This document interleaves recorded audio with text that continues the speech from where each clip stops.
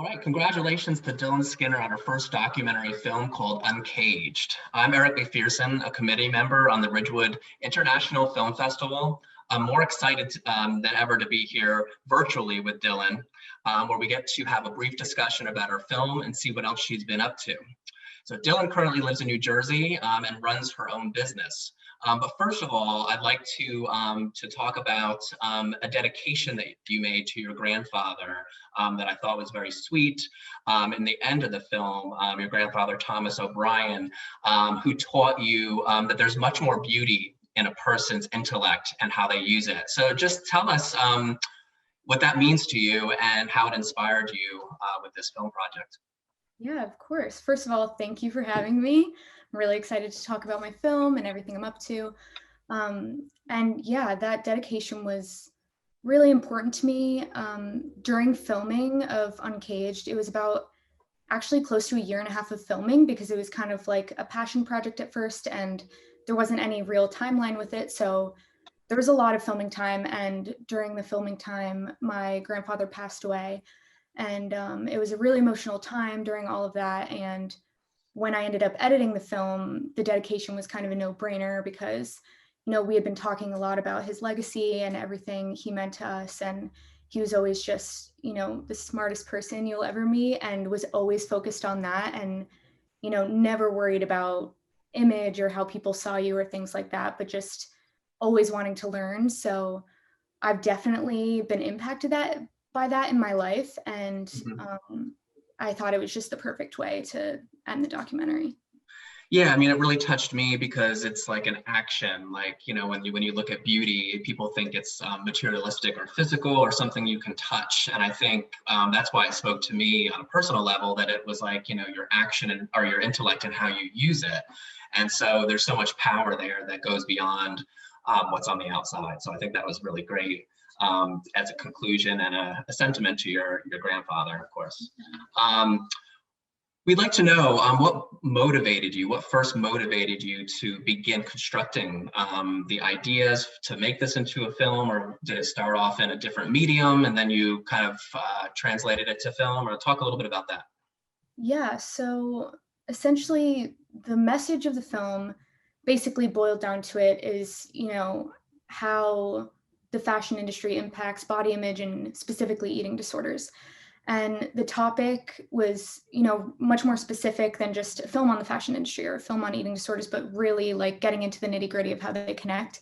Mm-hmm. And that's very near and dear to my heart, not only because I had suffered from an eating disorder in high school, but also because I've spent nearly my entire life focused on the fashion industry and the arts, and it definitely impacted me. And I know other people who have spoken to through my recovery that felt that same impact from the media and the fashion industry specifically, and all the pressure there is to look a certain way and be a certain way. And yeah, so it's always been a topic that was really important to me. And I felt like people spoke about it and people spoke about being body positive and all of that. But when it came to eating disorders and really just being upfront about it, people just thought it was such a taboo topic. And I thought, you know, it needed to be spoken about. So it kind of just came naturally to me. During my junior year of college, I had the idea, and it was kind of like a year long, like I said, it was like a year-long thing, and it ended up being my senior thesis. And I got really lucky that something so important to me could be my senior thesis. And from there, I was like, well, I'm not just going to show this to my capping advisor and other peers because there was a lot going on at the time and there wasn't many people seeing it. So I was like, I'm going to start submitting to film festivals and doing what I can. And you know, eventually I decided I want to like reach out to some of the fashion faculty at my school and see if they will show it to freshman students, because, you know, fresh mind in the program, and just instilling that it's such an important topic and it needs to be addressed. So yeah, I mean, that's just a long-winded way to say it's always been something near and dear to my heart. And I just, you know, wanted to do something really creative and visual with it.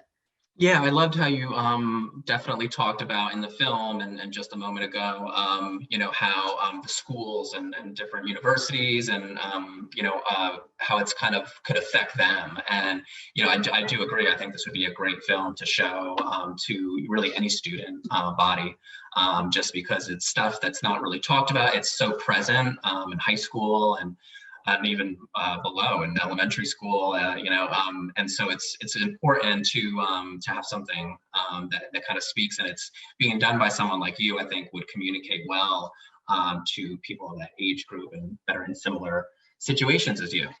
But Right. Yeah. yeah, so if you were to break this down, and I mean, you've done a really good job in the film with your messages and what you want people to walk away with. But if you had to pick like one core message that you would like your audience to take with them, what would that be? Wow.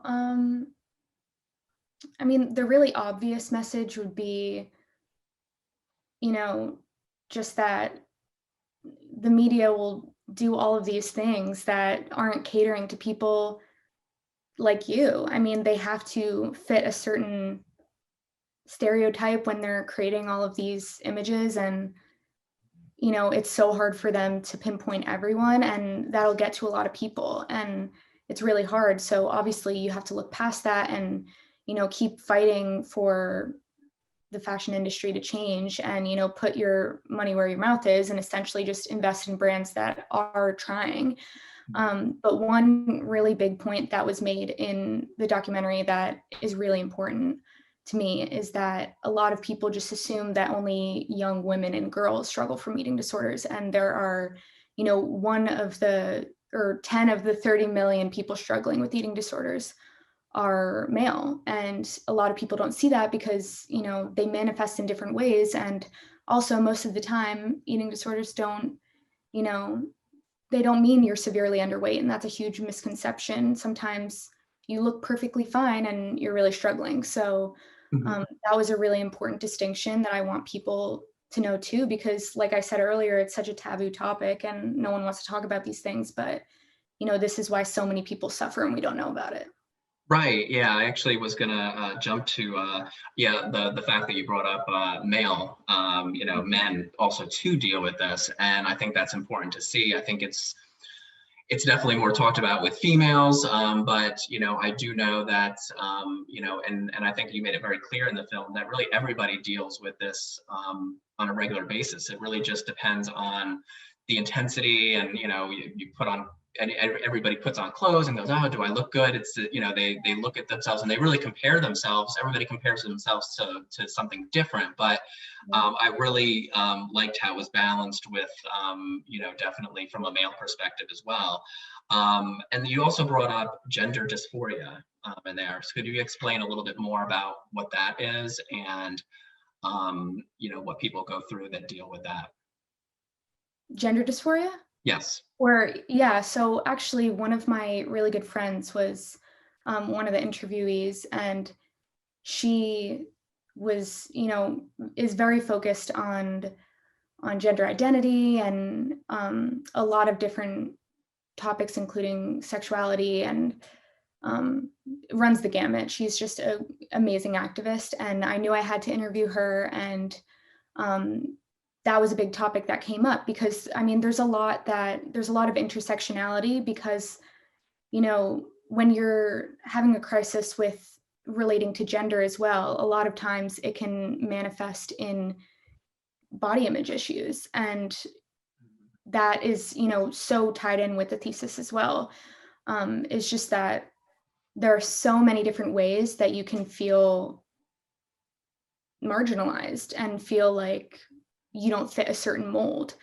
And our the only male interviewee, which I wish I could have gotten more, Kyle Davis, he spoke about how hard it is specifically in the gay community with body dysmorphia. And there's just so many niche topics in this area that people don't even think about. When you're struggling with an identity crisis as well, so often it manifests with eating disorders, eating issues of any kind.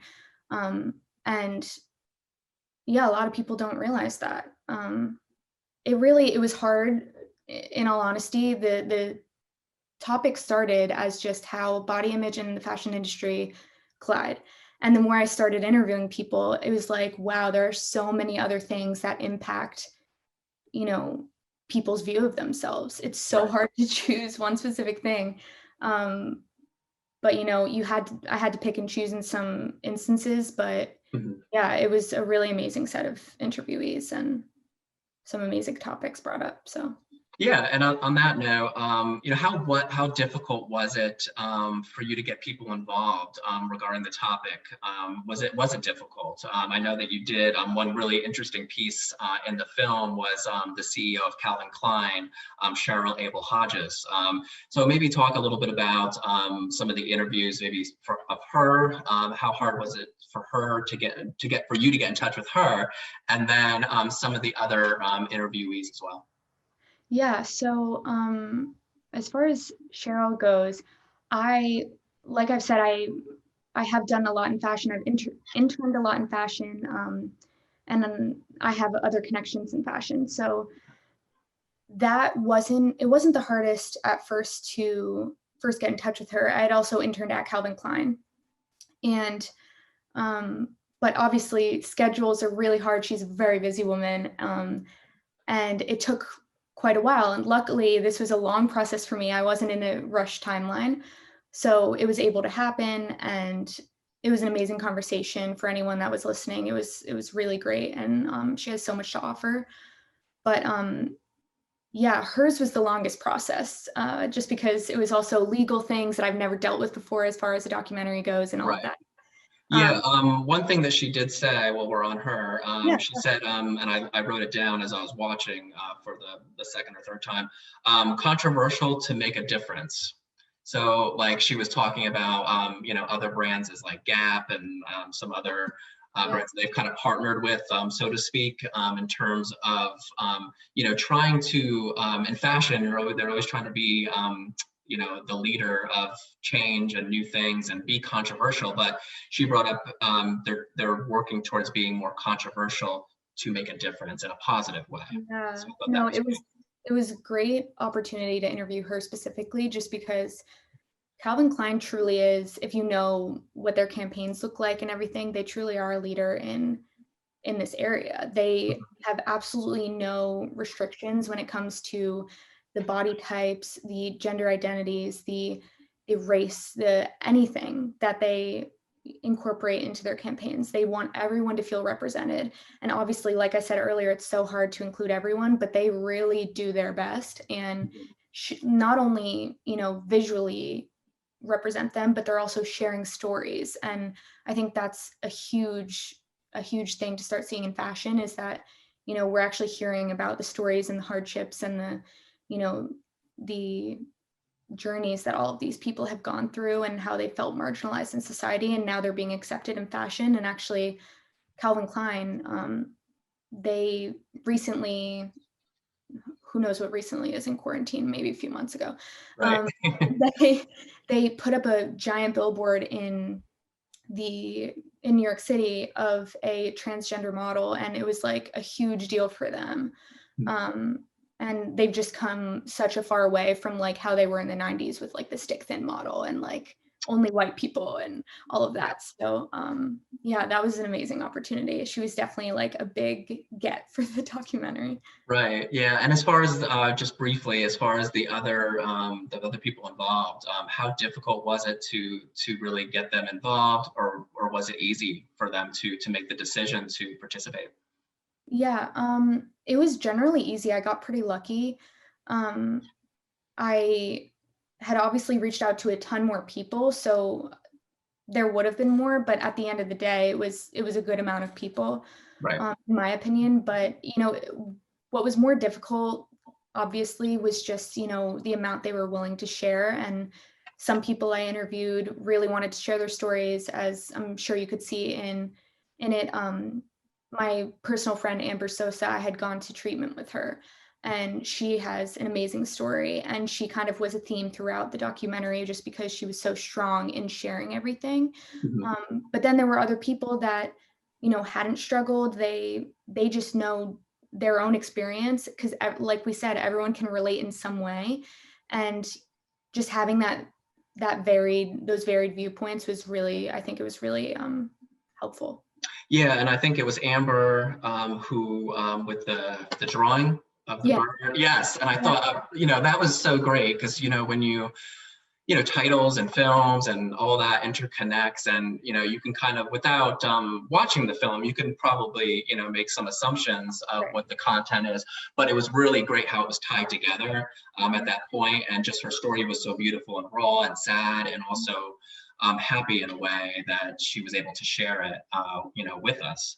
I did kind of want to move into, because I know some people, they want to know more technical things in terms of filming, and there's other students that might be watching that would benefit from kind of hearing a little bit more about your process.